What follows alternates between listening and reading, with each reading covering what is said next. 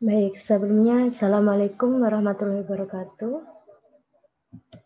Perkenalkan, saya Novita Sari, NIM 1801071458 dari kelas MP 2018B. Di sini saya akan menjelaskan terkait dengan pengambilan keputusan penggunaan e-money dalam kehidupan sehari-hari.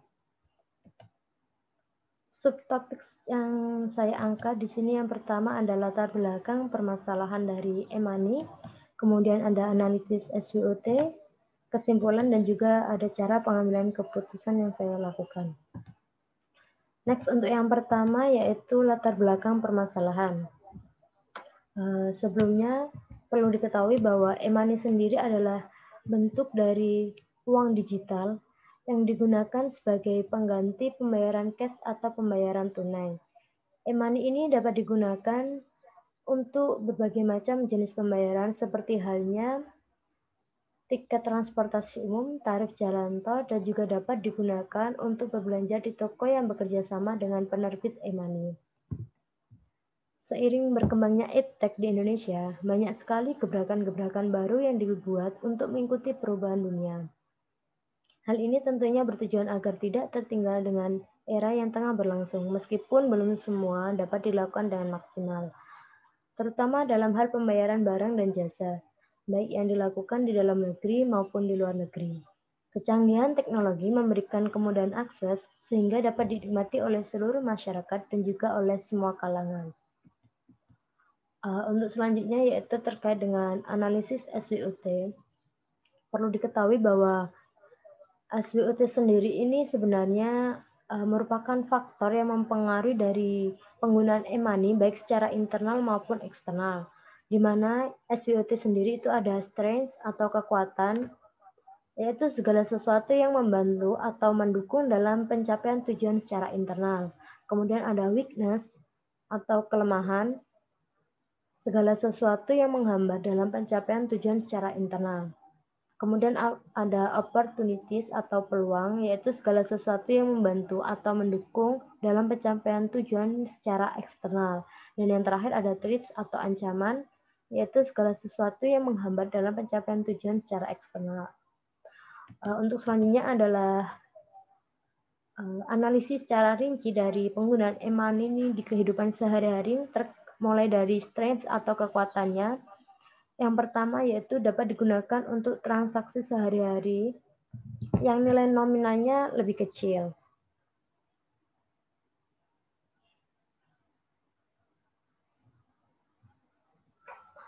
Sebelumnya juga ada pembayaran non-tunai yaitu berupa kartu debit dan juga kartu kredit, cek, dan juga yang lainnya. Namun kartu tersebut memiliki kelemahan yaitu hanya dapat digunakan dalam nominal yang cukup besar, sehingga muncullah e-money ini sebagai solusi dari kelemahan tersebut.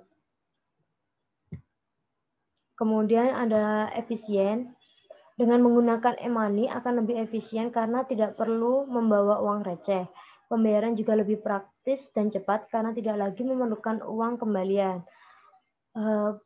Penggunaan e-money ini sangat cocok untuk masyarakat yang memiliki mobilitas tinggi dan membutuhkan kepraktisan, kecepatan, dan juga keamanan saat bertransaksi. Selanjutnya yaitu untuk mengatasi antrian panjang dalam melakukan pembayaran. Karena sifatnya e-money ini yang cepat dan praktis, sehingga dapat menghemat waktu sehingga tidak perlu melakukan antri ketika melakukan pembayaran. Misalnya melakukan antri panjang saat di gerbang tol atau juga saat pembayaran belanja di mal atau di supermarket. Kemudian ada sasaran untuk semua kalangan. Tidak semua kalangan bisa menggunakan kartu kredit dan juga kartu debit, sehingga muncullah e-money ini sebagai alternatif atau solusi dari penggunaan kartu kredit dan juga kartu debit tersebut. E-money sendiri tidak ada syarat khusus yang mengharuskan sehingga semua kalangan bisa menggunakan. Kemudian ada masyarakat yang tidak punya rekening tetap bisa melakukan transaksi. E-money juga tidak mengharuskan penggunanya untuk memiliki rekening terlebih dahulu. Masyarakat cukup untuk masyarakat cukup membeli e-money dengan sejumlah uang cash, maka masyarakat bisa membelanjakannya sebesar uang tersebut dengan mendebitkan tiap kali transaksi di merchant tertentu. Yang terakhir, e-money sedang tren menjadi alat pembayaran di luar negeri. Perlu diketahui bahwa e-money saat ini sedang menjadi tren di beberapa benua di dunia. Di antaranya ada Amerika Serikat, Australia, Jepang, Thailand, bahkan di Asia pun sudah bisa digunakan seperti hanya di Singapura. Selanjutnya yaitu weakness atau kelemahannya. Yang pertama, perusahaan yang telah mengembangkan e-money atau yang telah mendapatkan izin dari Bank Indonesia masih belum banyak. Beberapa perusahaan yang telah diberikan izin oleh Bank Indonesia untuk menerbitkan kartu prabayar e-money diantaranya ada BCA, Bank DKI, kemudian Telkom dengan produknya yang bernama iFast yang masih terbatas pada game online tertentu. Dan juga pada provider seperti pada Telkomsel dalam bentuk Telkomsel Tunai atau T-Cash. Yang kedua yaitu aspek keamanan yang belum terbukti.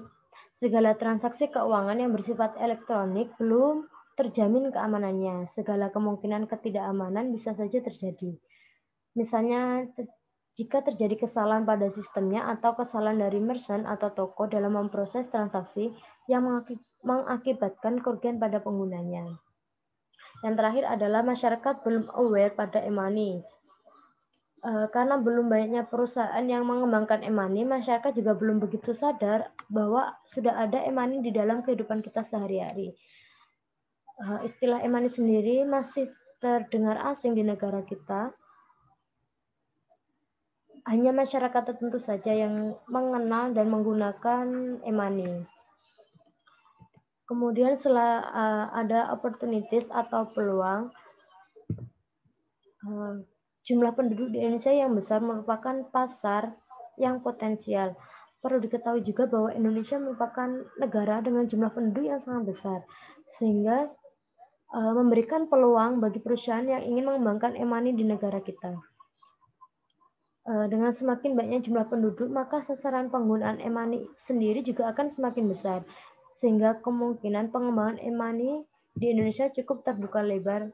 Hanya saja yang diperlukan adalah strategi agar banyak masyarakat yang mau berpindah dari pembayaran tunai dengan sistem pembayaran non-tunai. Kemudian karakteristik masyarakat yang suka mengikuti tren dari luar negeri. E-money telah menjadi tren di luar negeri. Karakter masyarakat di negara kita terbiasa mengikuti tren yang ada di luar negeri. Sehingga peluang ini dapat dijadikan sebagai strategi untuk lebih mengembangkan e-money, agar e-money juga bisa menjadi tren di negara kita. Kemudian ada e-money sendiri berpeluang sebagai market leader dan menjadi top of mind konsumen. Perusahaan yang mampu menjadikan e-money sebagai tren di masyarakat akan berpeluang menjadi market leader atau pemimpin di dalam pasar untuk dapat mencapai keuntungan yang bisa lebih besar. Hal ini bisa menjadi banyak perusahaan yang tertarik dalam melakukan pengembangan e-money. Dengan demikian, peluang e-money untuk menjadi tren di masyarakat juga terbuka lebar, sehingga jika sudah menjadi tren e-money, maka akan menjadi top of mind dari masyarakat itu sendiri. Kemudian yang terakhir ada threats atau ancaman. Yang pertama, ancamannya yaitu bersaing dengan kartu kredit, kartu debit, meskipun tidak secara langsung. Dengan telah berkembangnya kartu kredit sendiri dan juga kartu debit, secara tidak langsung akan menjadi saingan dari e-money. Karena meskipun semua kalangan bisa menggunakan e-money, namun biasanya masyarakat yang membutuhkan dan tertarik pada pembayaran non-tunai atau dengan menggunakan media elektronik adalah masyarakat dari golongan menengah ke atas. Kebanyakan dari masyarakat tersebut telah memiliki kartu kredit dan kartu debit, sehingga jika ingin menggunakan atau menggalakkan e-money, masyarakat harus tahu keuntungan dan kelebihan dari e-money dibandingkan dengan kartu kredit dan juga kartu debit. Selanjutnya yaitu masyarakat masih merasa nyaman dan aman dengan transaksi tunai. Masyarakat masih merasa nyaman dan aman dengan menggunakan transaksi tunai pada dasarnya karena mereka masih senang dengan menggunakan pembayaran tunai atau pembayaran langsung. karena dianggap lebih gampang dan tidak perlu alat elektronik yang dianggap malah merepotkan dalam pengurusannya. Dan yang terakhir adalah pemberitaan negatif di media terkait dengan transaksi non-tunai. Sering sekali kita dengar bahwa di media-media banyak memberitakan terkait dengan kartu debit yang sering bermasalah, kesalahan sistem transaksi pembayaran non-tunai, dan juga hal-hal lainnya yang berkaitan. Beragam pemberitaan tersebut akhirnya memunculkan mindset negatif pada masyarakat bahwa pembayaran non-tunai sering mengalami permasalahan sehingga mereka tidak begitu tertarik pada pembayaran non-tunai dan lebih memilih untuk melakukan pembayaran secara tunai.